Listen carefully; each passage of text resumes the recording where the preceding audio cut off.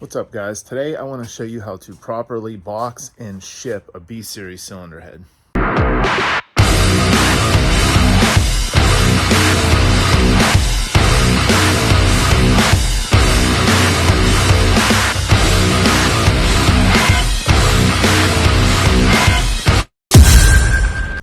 I've seen so many stories of people receiving damaged heads and even other heavy parts like that, and also experienced it myself. So I have a pretty foolproof method I've been using and have not had any complaints from people that I've shipped parts like this to.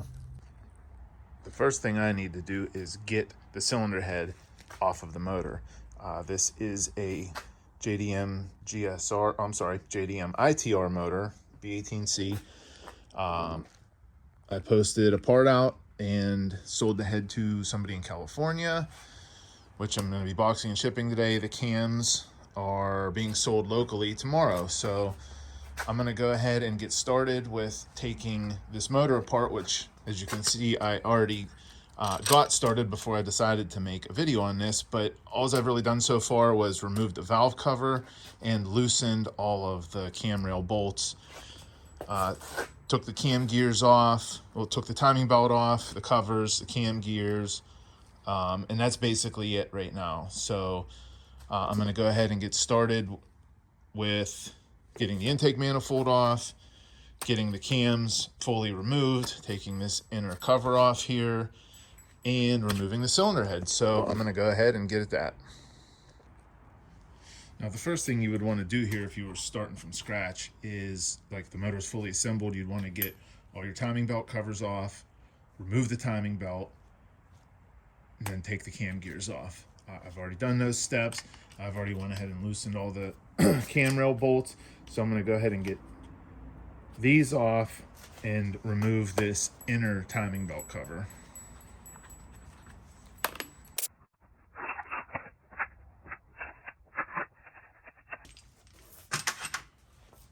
Next we'll be getting the cam caps off. I've had these cams out before to take pictures, so they should all be pretty loose, but I usually use just some kind of soft blow hammer or something that's not metal, sand filled. I have like an Orange Harbor Freight hammer on like a 2-pound plastic sledge. So just usually a couple light little taps will get these off, but these are already loose, so I'm gonna go ahead and just pop them off.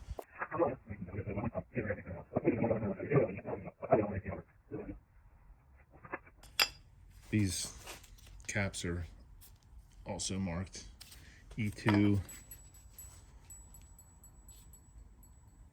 That's a 3 on that one. And 4.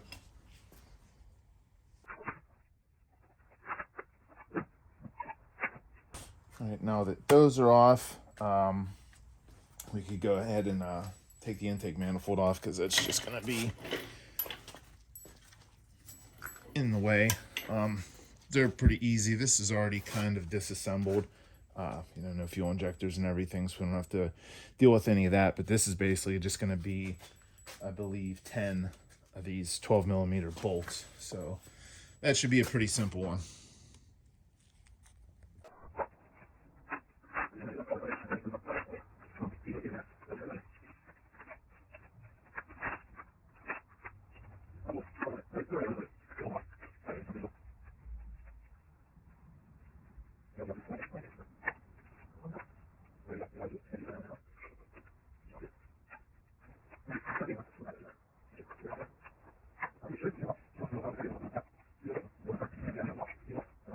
The race car, I don't have all this stuff. There she is. She's off. Get that old crusty gasket off of there. But we will deal with that once it's off and on the bench. So we'll go ahead and get the head bolts unbolted and pull the head off. See how it looks. Now, if you've ever worked on a Honda or taken a head off before, you know that 1/2-inch sockets do not fit down in the holes for the head bolts. So got to use I like to use a breaker bar for 1/2-inch breaker bar with an adapter, 14 millimeters. So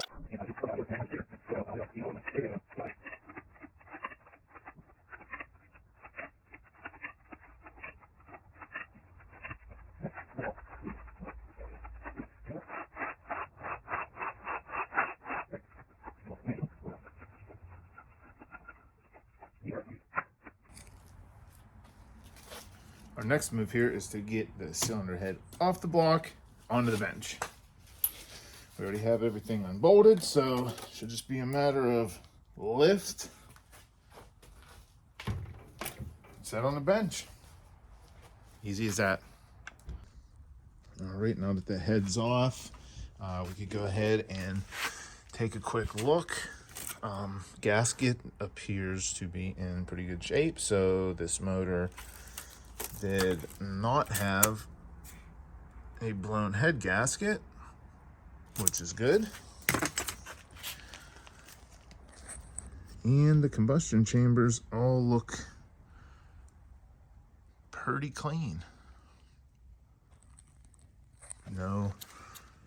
Nothing going on there in between any of the cylinders. Doesn't look like there's any cracks, anything crazy we need to worry about. All right, now that the head's off and on the bench, everything looks good. Nothing's physically cracked or broken. All of the bolt holes are good. None of them are no broken bolts or anything. So what I do when I ship these things is I have a specific box that I bought for them. I sell a good amount of cylinder heads. I have sold a good amount of cylinder heads, so I bought boxes that are like the perfect size for these things. And what I do is I strip them down pretty much. I take the sensors out, the water outlet, the Vtec Solenoid, anything. I take all the stuff off the side and I bag that stuff up separately. For one, so nothing gets bent or broken in case the box gets banged around or anything. And two, that it just, it makes it smaller, because the box I have is like just enough to put a piece of 1-inch foam on each side, which I'll show you later in the video. But yeah, first thing I do once I have it off is I strip all this stuff off the side of the head.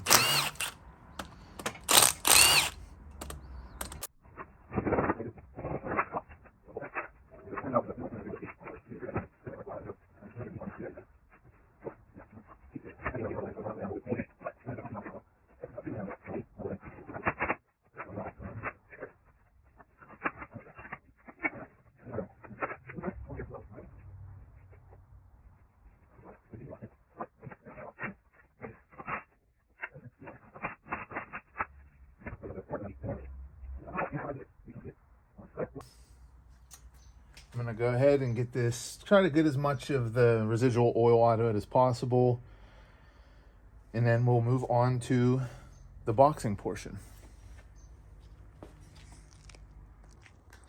So here's what I use for shipping cylinder heads. I have these boxes that I buy from Uline. They are 20 inches by 10 inches by 10 inches. Strapping tape, razor knife, and 1-inch foam insulation from Home Depot. A sheet, 8x4 sheet of this costs about 25 bucks, and you could ship quite a few things with this gigantic piece of styrofoam. So the first thing I want to do is measure and cut out all the pieces that I need.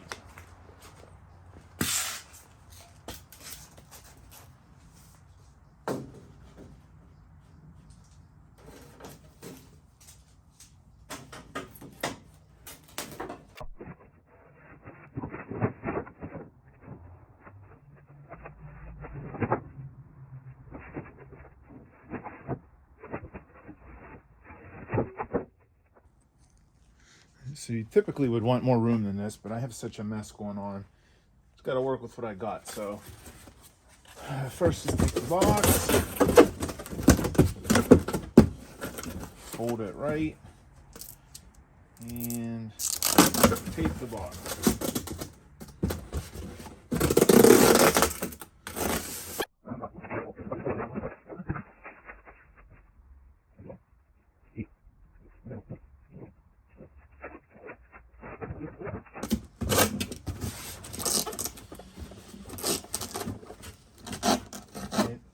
doing this right is crucial. It just sucks. I've seen parts come in barely packaged, parts damaged, and it's like, even though I insure the packages for the proper amount, just going through all that is such a headache. And plus, like, B-series heads, B-series transmissions and stuff are getting really hard to find. So if they get damaged from the shipper or because of something that's not packaged well,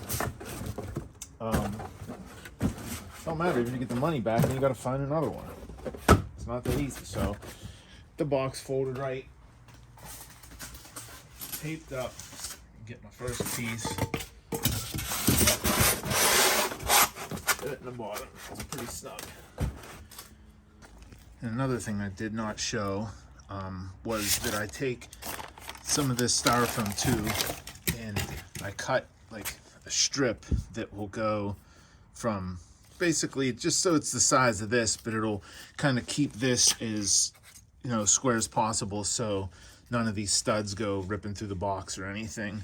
So I do that on both sides. A little thin strip of styrofoam fills in this gap nicely, and yeah, just another little extra protection. All right, now we got the head placed down in the box. I'm gonna go ahead and take the rest of our pieces of styrofoam. Now, I gotta actually rewind a little bit. I cut the pieces out for the old size boxes I used to have. This size are a little more snug, so you can't just jam it in all the way around, which is okay, because you have those pieces in here long ways, and I got these pieces cut that'll fit down in the sides here, and then it leaves room for all your other pieces, your cam caps, your rails, your bolts, your extra stuff, and then like a piece for the top. So I have those cut. This will end up being a piece for the top, which will go in like that. Boom, hold the box down and close it. But before then, we got to get everything else put in here, and I'm going to show you how I do that. All right, so what I like to do with all of like the Vtec Solenoid, the bolts, the loose parts, sensors, etc., which is a little bit extra, what most people won't do, is I have this impulse sealer and a big roll of this heavy, I forget what mill it is, plastic bag. I would just typically use like Ziploc bags or just anything to wrap it up, just make sure the stuff's safe, but I like to be a little extra sometimes, so just take that, put my bolts in there we're gonna do the Vtec Solenoid first. Lay the bolts down, give it another little quick seal so those stay down in there nice. Take the solenoid. I hope I didn't cut this one too short. Gonna be close. Nah, it's good. This. And it's sealed. So now that's sealed tightly in a bag, and I'll just repeat that process with this stuff.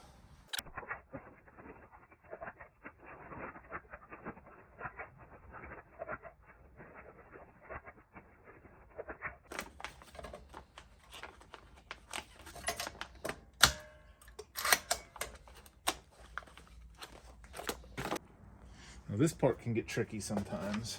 I'm gonna get the flattest stuff in there first. And the reason is because like this, you know, got your stud on there in the top, so you want to get those like just down where you have like any type of groove down in between the cam caps, etc.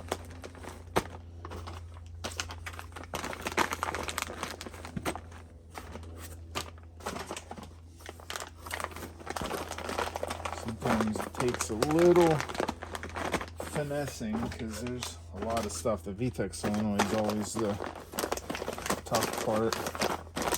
It's so much bigger than everything else. This should be okay.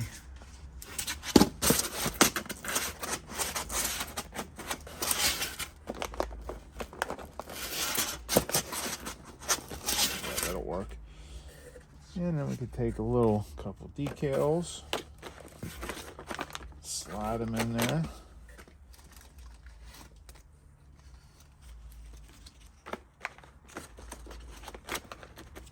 Actually, let's put those in a bag too, so they don't get messed up. And yeah, this one should be good to go. Nice tight fit.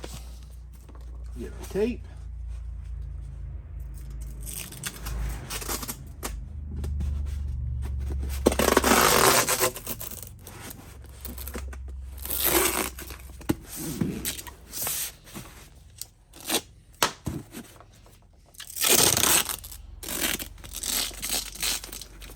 Edges.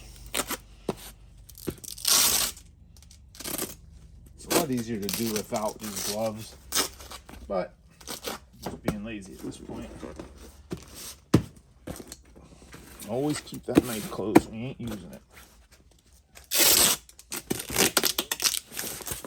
Across the middle.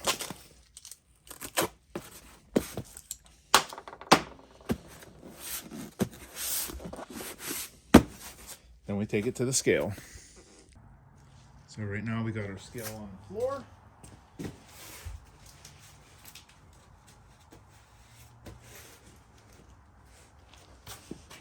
Put the box, turn the scale on. That would probably help. It's at 0. Our box weighs 50.6 pounds.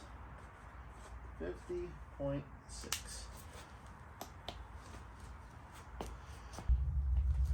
So now that the box is weighed, we'll take that weight. I already know the measurements, 20 by 10 by 10. I'll go to my computer, print a label, drop this box off at UPS, and hopefully the customer will have it in 3 to 4 business days. But that's it. That is my way of properly packaging a B-Series cylinder head. I do a similar setup with cranks because I sell quite a few of those. I have special boxes for them and transmissions.